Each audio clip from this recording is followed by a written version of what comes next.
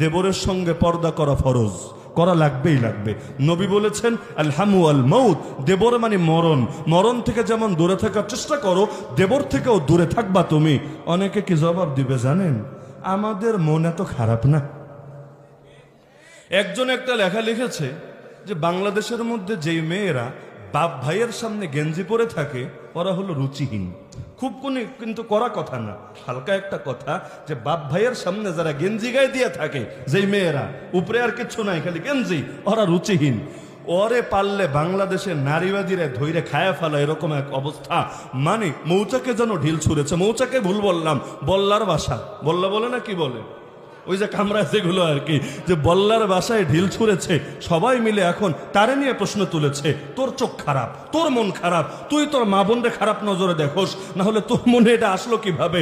এখন সে গেঞ্জি গায়ে দিল না শার্ট গায়ে দিল? আরে ভাই তো তারে দেখবে।